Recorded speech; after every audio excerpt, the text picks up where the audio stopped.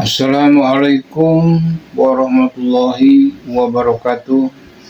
Berjumpa kembali sahabat konsep kehidupan channel di mana saja berada. Pada kesempatan ini saya akan menyampaikan satu video tentang bahaya laten daripada kita taklid kepada para Balawi. Jadi ada satu permasalahan apabila kita taklid atau iktikad kepada para Balawi, yaitu bahaya latennya, ya. Itu bahaya akibat daripada usaha-usaha mereka. Sebab para Balawi ini harus diketahui datang ke Indonesia ini bukan sebagai penyebar agama, tapi sebagai orang yang dibawa oleh Belanda untuk melawan para ulama di Indonesia. Karena pada saat itu ulama Indonesia itu sangat kuat dan Belanda paling bingung menghadapinya.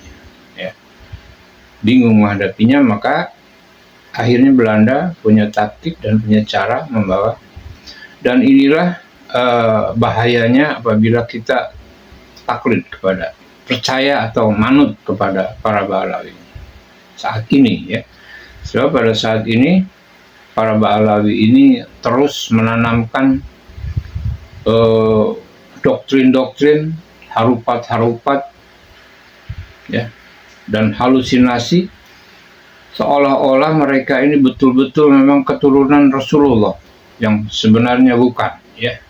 Bukan, dan alhamdulillah mata hati kita sudah dibuka oleh Kiai Haji Imaduddin Usman yang telah membuat tesis, dan tesisnya itu sebetulnya sangat valid dan tidak ada yang bisa membantahnya sampai saat ini. Nah, tesis itulah yang membuka mata hati kita melek daripada permasalahan para Habib ini. Dan untungnya yang tadinya Kiai Haji Imaduddin ini sendiri saat ini sudah banyak rekannya, banyak pendukungnya, baik para ilmuwan, para ustadz, para kiai yang setara dengan Kiai Haji Imaduddin, membantu, mendukung perjuangannya ini, sehingga alhamdulillah saat ini Kiai Imaduddin sudah punya tempat yang semakin tinggi tesisnya, bahkan sudah diakui secara dunia, ya. Dunia sudah mengakui bahwa tesis Kiai Haji Imaduddin ini memang sudah valid. Akan tetapi ada yang akan saya sampaikan di sini adalah bahaya laten, bahaya pengaruh akibat daripada kita apabila kita tetap percaya, manut, ya, memuliakan para Balawi. Sebab apa? Sebab kita semulia-mulianya menganggap mereka, tapi mereka sebetulnya punya niat jahat dalam hati mereka, yaitu ingin menguasai, bahkan ingin menduduki Indonesia ini, ya. Dan untuk lebih jelasnya, silakan berikut ini saya sampaikan video yang menceritakan tentang bahaya laten apabila kita taklid atau iktikad kepada para Balawi. Ayo kita simak videonya. Mudah-mudahan Anda dapat mengerti dan pahami dan menambah satu wawasan buat saudara-saudara semua. Selamat mengikuti, semoga bermanfaat.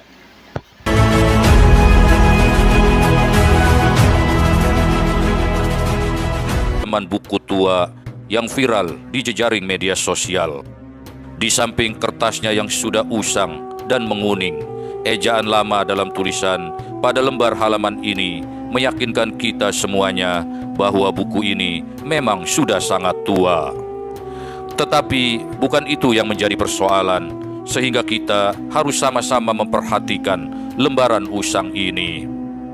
Judul artikel pada lembaran ini yang berbunyi Iktikad Al-Ba'alawi tentang ketinggian dirinya dan bahaya-bahaya iktikad itu adalah sebuah fakta yang harus sama-sama kita perhatikan. rangkaian judul yang tertulis dalam ejaan lama itu penting untuk sama-sama kita camkan bahwa ternyata kekhawatiran terhadap ancaman bahaya laten klan Ba'alawi itu sebenarnya sudah sejak lama diperingatkan oleh cerdik pandai anak pribumi yang sangat mencintai bangsa dan tanah airnya.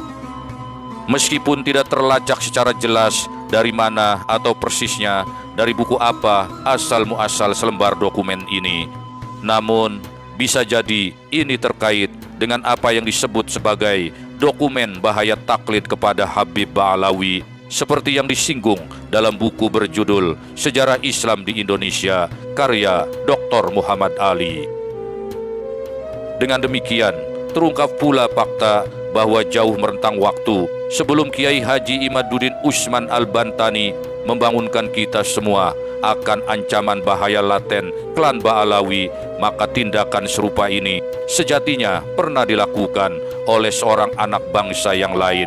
Namun karena kuatnya taklid, yaitu keyakinan atau kepercayaan kepada suatu paham atau pendapat yang sudah ada lebih dahulu tanpa mengetahui dasar atau alasannya, maka kekhawatiran terhadap bahaya laten klan Ba'alawi itu tak pernah muncul ke permukaan dan dipersoalkan. Isu ini dianggap tidaklah penting dan dibiarkan sirna seumpama embun diterpa sinar matahari pagi. Akhirnya kita menjadi sadar bahwa karena taklid ini maka muncullah sikap husnuzon yang tertanam dalam alam bawah sadar kolektif kaum muslimin pribumi. Semua telah meyakini bahwa klan Ba'alawi itu sepenuhnya benar sebagai keturunan Nabi Muhammad Sallallahu Alaihi Wasallam. Bahkan sikap husnuzon yang tertancap kuat di alam bawah sadar kolektif anak bangsa ini telah bertumbuh kembang dengan subur, tidak hanya di kalangan nahdiyin akar rumput, tapi sekaligus juga di kalangan para kiai yang semestinya lebih bijak untuk mengkaji dan mempelajari sejarah. Tetapi sekali lagi, karena taklid, rata-rata mereka malas untuk membaca, apalagi menelaah dan mempelajari sejarah. Cukup dengan husnuzon saja. Dengan viralnya foto dari selembar halaman buku tua yang berjudul Iktiqad Al-Ba'alawi tentang ketinggian dirinya dan bahaya-bahaya iktiqad itu, maka jelas sekali sejak zaman baheula, yakni sejak era kolonial Belanda, nasab Ba'alawi itu memang sudah menuai polemik. Oleh karena itulah, sebagai langkah antisipasi meredam polemik yang kian mengeras atas saran dan dukungan Van der Plas, pejabat utama catatan sipil kolonial Belanda ketika itu, klan Ba'alawi kemudian membentuk Rabitoh Alawiyah pada tanggal 27 Desember tahun 1928. Hanya selang sebulan setelah lahirnya Ikrar Persatuan yang dideklarasikan oleh para pemuda pribumi dalam Kongres Pemuda kedua pada tanggal 27 hingga 28 Oktober tahun 1928 di Batavia atau kini Jakarta.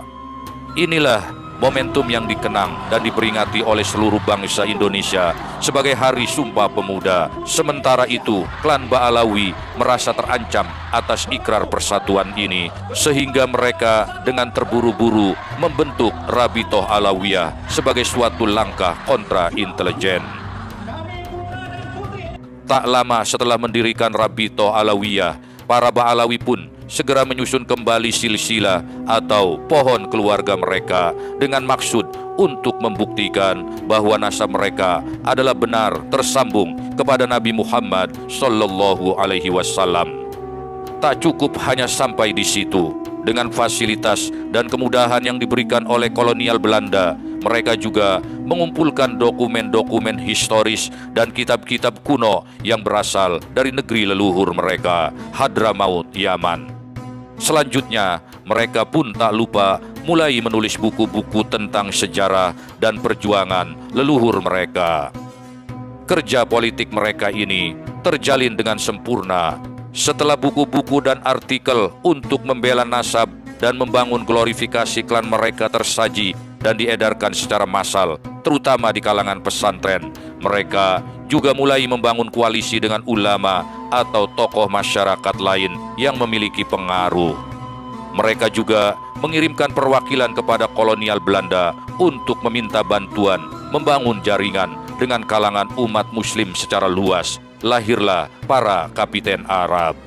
Sejumlah tokoh Ba'alawi juga berinisiatif mendirikan lembaga-lembaga pendidikan yang sejatinya merupakan kepanjangan tangan kolonial untuk menyebarkan doktrin-doktrin mereka. Kerja mereka memang kerja jenius ala klan Yahudi. Namun demikian, tak ada kejahatan yang sempurna. Dari sekian banyak kitab-kitab kuno terkait dengan nasab dan sejarah yang mereka datangkan pada masa kolonial itu dari Hadramaut, ternyata mereka terkecoh dengan nihilnya Ubaidillah dalam berbagai dokumen historis. Bahkan tak hanya itu, bangunan silsilah atau pohon keluarga mereka juga telah disusun dengan sembrono dan serampangan, sehingga banyak tokoh selain Ubaidillah yang eksistensinya juga sangat mencurigakan dan dipersoalkan. Merasa diri sebagai klan paling unggul dengan klaim nasab tersambung kepada Rasulullah, klan Ba'alawi merasa telah aman di atas Menara Gading. Di awal kehadiran Kiai Imaduddin dengan tesisnya, Rizik Syihab dengan angkuh mencemoohnya sebagai tesis belajar di kandang kebo.